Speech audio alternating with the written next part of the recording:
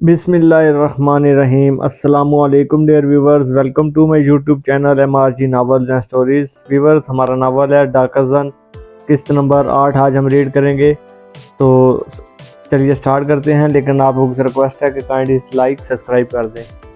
دو اکڑی لاشوں کی دریافت ایسا معاملہ تھا کہ اسے نظر انداز کر کے آگے نہیں بڑھا جا سکتا تھا۔ میں نے کھوجی وزیر علی سے کہا، تم 3 کانسٹیبلوں کو ساتھ رکھو اور ڈاکوؤں کا کھرا اٹھاتے جاؤ، میں لاشوں کو تھانے پہنچانے کا بندوبست کرتا ہوں۔ آپ کھرے کی طرف سے بے فکر ہو جائیں جناب، وہ مضبوط لہجے میں بولا۔ میں اپنے کام کو بہت اچھی طرح سمجھتا ہوں، میں نے ہر قسم کے حالات میں کام کیا ہے، بلکہ میں تو یہ کہوں گا آپ لوگ مجھے اکیلا چھوڑ دیں، یہ کانسٹیبل سارے کے سارے آپ واپس لے جائیں۔ سرکاری وردیوں کی وجہ سے کام میں جو دقت پیش آ سکتی ہے اس کے بھی امکانات نہیں رہ جائیں گے۔ میں نے سوچا کھوجی کی بات تو بہت ہی معقول اور منطقی تھی۔ ڈاکو نے تھانے میں جو کارروائی کی تھی اسے لگ بھگ 24 گھنٹے گزر چکے تھے۔ زیادہ امکان اس بات کا تھا کہ وہ جنگل عبور کر کے کہیں آگے نکل گئے ہوں گے، اور اگر انہوں نے جنگل ہی کے خفیہ گوشے میں پناہ لے رکھی ہے تو کھوجی اس ٹھکانے تک بآسانی پہنچ جائے گا۔ پولیس کی موجودگی میں ڈاکو ہوشیار بھی ہو سکتے ہیں۔ اگر کھوجی جنگل ہی میں ڈاکوؤں کے کسی خفیہ ٹھکانے کا پتہ چلا لیتا تو پھر سلطان اینڈ کمپنی کو چھپنا قدرے آسان ہو جاتا۔ میں نے کہا، ٹھیک ہے وزیر علی، میں تمہیں فری ہینڈ دے رہا ہوں، تم آزادی سے کام کرو، اور جیسے ہی تمہیں کوئی خوشخبری ملے فوراً مجھے اطلاع دینا، میں تمہاری واپسی کا بتابی سے انتظار کروں گا۔ آپ میری طرف سے مطمئن رہیں ملک صاحب، وہ تسلی امیز لہجے میں بولا۔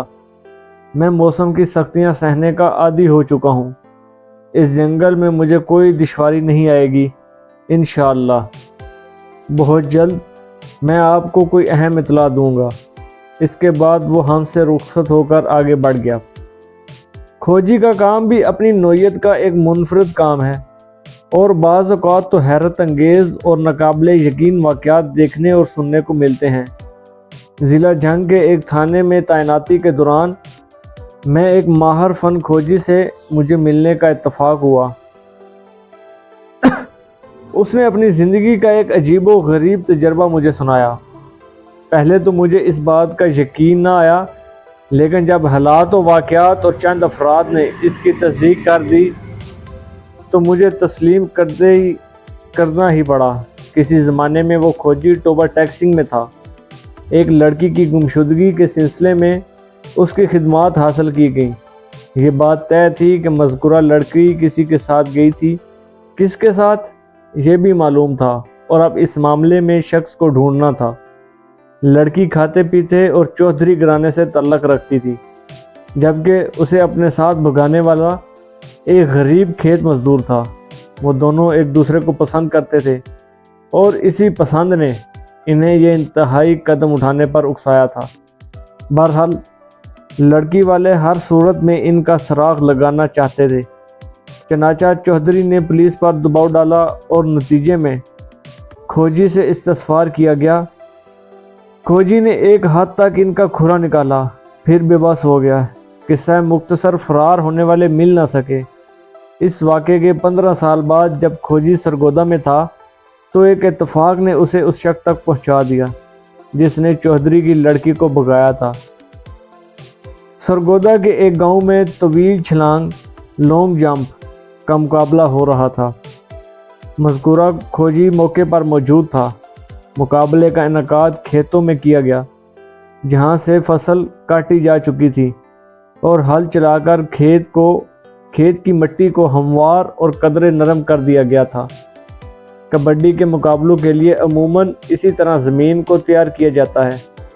لانگ جمپ کے اس مقابلے میں اس گاؤں اور دور دراز کے علاقوں سے ماہرین نے شرکت کی۔ کھوجی کودنے والے کے قدموں کا بغور جائزہ لے رہا تھا۔ یہ اس کے پیشہ ورانہ نفسیات کا کارنامہ تھا۔ انسان زندگی کے جس بھی شعبے سے وابستہ ہو، وہ شعوری اور لاشعوری طور پر اس کے بارے میں سوچتا رہتا ہے۔ کھوجی بھی اپنی عادت سے مجبور تھا۔ پھر وہ اچانک چونک اٹھا۔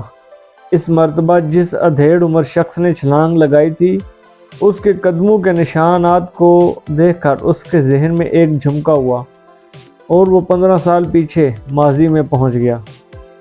کھوجی کے ذہن میں وہ کھرا روشن ہو گیا جس شخص نے چودھری کی لڑکی کو گھر سے بھگایا تھا۔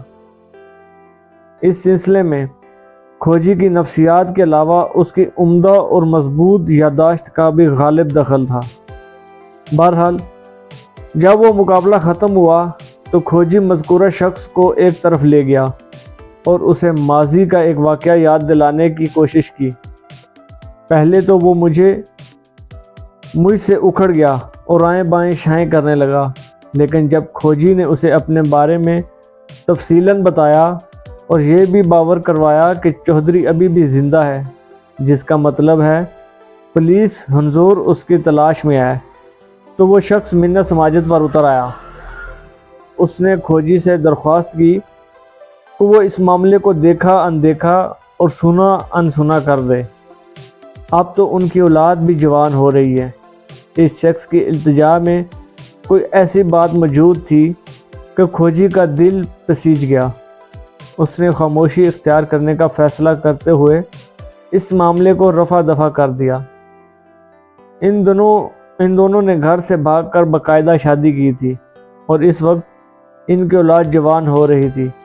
اس موقع پر انہیں کسی آزمائشی مرحلے میں ڈالنا واقعی ان کے ساتھ زیادتی ہوتی۔ ان کا جرم اتنا سنگین نہیں تھا جس کی سزا اولاد کو بھگتنا پڑتی۔ میں زاہد اور سونی کی لاشوں کے ساتھ جب تھانے پہنچا تو دوپہر ڈھل رہی تھی۔ فوری طور پر میں نے اپنے بندوں کو زاہد اور سونی کے لواحقین کی طرف دوڑایا۔ ان دونوں کا تعلق چونکہ ایک ہی بستی سے تھا اور کانسٹیبل عارفی بھی وہیں کا رہنے والا تھا، اس لیے میں نے اسے بھی ساتھ بھیج دیا۔ آدھے گھنٹے بعد زاہد کی ماں روتی دھوتی تانے پہنچی۔ اسے اپنے بیٹے کے انجام کی خبر ہوئی تھی۔ میں نے فوراً اسے اپنے کمرے میں بلا لیا۔ بلقیس بی بی کی عمر 45 کے قریب تھی۔ وہ ایک دم کی دیہاتن تھی۔ اس وقت بہت غمزدہ نظر آ رہی تھی۔ تھانے دار صاحب، وہ گلوگیر آواز میں بولی، میرے بیٹے کو کس ظالم نے مارا ہے؟ میں ایک ماں کے جذبات کو اچھی طرح محسوس کر رہا تھا۔ وہ ماں جس کا جوان بیٹا دنیا سے اٹھ گیا ہو۔ میں نے قدرے نرم لہجے میں کہا، بلقیس بی بی، مجھے تمہارے بیٹے زاہد کی موت کا بہت دکھ ہے۔ میں اسے زندہ تو نہیں کر سکتا، لیکن اگر تم نے مجھ سے تعاون کیا تو میں اس کے قاتل یا قاتلوں تک ضرور پہنچ جاؤں گا۔ ایک لمحے کے توقف سے میں نے پوچھا، زاہد کا باپ کہاں ہے؟ تمہارے ساتھ وہ کیوں نہیں آیا؟ رب نواز اگر زندہ ہوتا تو وہی تھانے آتا، تھانے دار صاحب، بلقیس بی بی اپنے آنسو پوچھتے ہوئے بولی۔ 5 سال پہلے اس کا انتقال ہو گیا تھا۔ زاہد کے سوا اس وقت دنیا میں میرا اور کوئی بھی نہیں تھا، اور اب تو وہ بھی نہیں رہا۔ ہائے اللہ، یہ کیسا انصاف ہے! ایک بوڑھی ماں سے اس کا آخری سہارا بھی چھین لیا۔ پھر وہ دوبارہ مجھ سے پوچھنے لگی، آپ ہی بتائیں، کس نامراد نے میرے زاہد کی جان لی ہے؟ وہ تو بہت ہی اچھا لڑکا تھا، کبھی کسی سے اس کا جو جھگڑا فساد نہیں ہوا۔ یہ جان کر مجھے واقعی افسوس ہوا کہ زاہد اپنی بیوہ ماں کا واحد سہارا تھا۔ میں نے بلقیس بی بی کی حتی الامکان دلجوئی کی اور کہا، ابھی تو یہ معلوم نہیں ہو سکا کہ ان دونوں کو کس نے قتل کیا ہے، لیکن ایک بات پورے وثوق سے کہی جا سکتی ہے، اور وہ یہ کہ وہ دونوں خطرناک عزائم لے کر گھر سے نکلے ہوں گے۔ بلقیس نے حیرت سے مجھے دیکھا اور پوچھا، کون دونوں؟ آپ زاہد کے ساتھ اور کس کا ذکر کر رہے ہیں؟ میں سمجھ گیا، سونی کے بارے میں اسے ابھی کچھ معلوم نہیں ہوا تھا۔ میں نے کہا، میں خوشیہ کے بیٹے سونی کی بات کر رہا ہوں۔ تمہارے بیٹے زاہد کے ساتھ سونی کی لاش بھی ملی ہے۔ موت کے منہ میں پھینکنے سے قبل سونیا کے ساتھ بڑا وحشیانہ سلوک کیا گیا ہے۔ پھر میں نے اسے سونی کو پیش آنے والے حالات کی متوقع تفصیل بتا دی۔ اوہ، وہ چکنا نظر سے مجھے دیکھتے ہوئے بولی، تو یہ کام بھی ہو گیا؟ کون سا کام بلقیس بی بی؟ میں نے تیز لہجے میں دریافت کیا۔ وہ ایک دم برسوں کی بیمار نظر آنے لگی، چند لمحے خاموش بیٹھی، کمرے کی چھت کو گھورتی رہی، پھر اس نے بھرائی ہوئی آواز میں بتایا کہ اس کا بیٹا زاہد خوشیہ کی بیٹی سونی کو پسند کرتا تھا، لیکن یہ بات خوشیہ کو سخت ناپسند تھی۔ بلقیس نے اپنے بیٹے کو سمجھانے کی کوشش کی کہ وہ اپنے دل سے سونی کو نکال دے۔ زاہد کی ماں نے وعدہ کیا تھا کہ وہ سونی کو بھول جائے گا، اور اب یہ واقعہ پیش آیا۔ تھانے دار صاحب، میرا بیٹا سونی کی وجہ سے مارا گیا، بلقیس نے دکھی لہجے میں کہا، اور میرا خیال ہے اس کارروائی میں اس بدماش کا ہاتھ ہو سکتا ہے۔ کون بدماش؟ میں نے چونک کر پوچھا۔ وہی خوشیہ، اور کون؟ وہ نفرت امیز لہجے میں بولی، میں نے سنا ہے وہ کسی زمانے میں بہت بڑا بدماش رہا ہے۔ ضعیفی اور کمزوری نے اس کی کمر توڑ کر رکھ دی، ورنہ وہ 10-15 سال پہلے کسی کو اپنے سامنے کچھ سمجھتا ہی نہیں تھا۔ خوشیہ میرے بیٹے کو سخت ناپسند کرتا تھا۔ خوشیہ کے حوالے سے میرے لیے یہ ایک نیا انکشاف ہی تھا کہ ماضی میں وہ بدماش بھی رہا تھا، ورنہ اس کی موجودہ حالت سے اس بات کا اندازہ نہیں ہوتا تھا۔ جوانی بھی عجیب شے ہے۔ اس دور میں انسان کا ایک اپنا مزاج اور رنگ ڈھنگ ہوتا ہے، وہ کسی چیز کو خاطر میں نہیں لاتا، لیکن جب بڑھاپے کا اسیب بدن میں اترتا ہے تو ساری تن من غائب ہو جاتی ہے، اور انسان خوشیہ جیسی کیفیت میں پہنچ کر بے بس و لاچار ہو جاتا ہے۔ بلقیس بی بی کا انکشاف اپنی جگہ اہم صحیح، لیکن میں اس کی بات سے اتفاق نہیں کر سکتا تھا۔ میں نے سونی کے ہاتھوں اور کانوں کی حالت دیکھی تھی۔ کوئی باپ گھر سے بھاگی ہوئی بیٹی کو اپنے ہاتھوں اتنے دردناک انجام سے دوچار نہیں کرتا۔ وہ یقیناً کسی راہزن یا ڈاکو لٹیرے کا کام تھا۔ زیورات حاصل کرنے کے لیے سونی کو بے ایمانہ سلوک سے گزارا گیا ہوگا، اور مزاحمت کرنے پر ان دونوں کو موت کے گھاٹ اتار دیا گیا۔ یہ سب امکانی باتیں تھیں، اصل حقیقت تو صرف 2 پارٹیوں کو معلوم تھی، نمبر 1 زاہد اور سونی، اور دونوں اب کسی بیان کے قابل نہیں رہے۔ نمبر 2 قاتل، وہ شخص یا اشخاص میری پہنچ سے فی الحال دور تھے۔ میں نے اپنے سامنے بیٹھی بلقیس بی بی سے کہا، تمہارا خیال درست نہیں، خوشیہ ان دونوں کی موت کا ذمہ دار نہیں ہو سکتا۔ میں تمہیں ابھی ان کی لاشیں دکھاتا ہوں۔ یہ کارروائی کسی اور شخص کی ہے۔ کون ہے وہ جس نے میرے بیٹے کی جان لے لی؟ وہ روحانسی آواز میں بولی، میں تو اس کے کسی دشمن کو نہیں جانتی سوائے خوشیہ کے۔ آج آ کر اس کی تان خوشیہ پر ٹوٹتی تھی۔ میں نے اپنی آنکھوں سے اگر خوشیہ کو نہ دیکھا ہوتا تو بلقیس کی باتوں کا شاید مجھے یقین آ جاتا۔ 65 برس کا ایک نحیف و نزار بوڑھا اس قسم کی کارروائی نہیں کر سکتا، اور وہ بھی اپنی سکی اکلوتی بیٹی کے ساتھ 1 میل جنگل کے اندر جا کر۔ ویسے خوشیہ میرے نزدیک بالکل پاک صاف نہیں تھا، اس کی دروغ گوئی مجھ پر کھل چکی تھی۔ سونی اور زاہد کی لاشوں سے اندازہ ہوتا تھا کہ انہیں 2-3 دن پہلے قتل کیا گیا تھا، جبکہ خوشیہ نے مجھے بتایا تھا کہ گزشتہ رات سونی کو ڈاکو زبردستی اپنے ساتھ لے گئے تھے۔ اس کا یہ کھلا جھوٹ بلا وجہ نہیں ہو سکتا تھا۔ خیر، تھوڑی دیر بعد وہ بھی تھانے پہنچنے والا تھا۔ اب میں اس سے کسی رعایت کے موڈ میں نہیں تھا۔ اس مرتبہ اسے سچ بولنا ہی پڑتا۔ میں نے بلقیس سے کہا، میرے خیال میں ان دونوں کی موت میں کسی ڈاکو یا لٹیرے کا ہاتھ ہو سکتا ہے۔ پتہ نہیں وہ اس گھنے جنگل میں لینے کیا گئے تھے۔ بلقیس وویلا کرتے ہوئے ٹپ ٹپ آنسو بہانے لگی۔ میں نے چند لمحات کے بعد سوال کیا، بلقیس بی بی، میں نے سنا ہے تمہارا بیٹا زاہد شہر میں کام کرتا ہے، کیا وہ ان دنوں بھی آیا ہوا تھا؟ ان دنوں نہیں، بلکہ پچھلے دنوں میں وہ مجھ سے ملنے آیا تھا، بلقیس نے بتایا۔ وہ 15 دن میں 1 مرتبہ بستی کا چکر لگاتا ہے ابھی 3 روز پہلے ہی تو واپس گیا تھا۔ 3 روز کے ذکر پر میرا ماتھا ٹھنکا۔ لاشیں بھی یہی کہانی سنا رہی تھی کہ وہ 3 دن پرانی ہے۔ اس کا مطلب یہی تھا کہ اس مرتبہ بستی سے شہر کی طرف جاتے ہوئے زاہد سہنی کو بھی اپنے ساتھ لے گیا تھا، لیکن ان دونوں کا جنگل کی طرف جانا سمجھ میں نہ آنے والی بات تھی۔ شہر جنگل سے بالکل مختلف سمت میں واقع تھا۔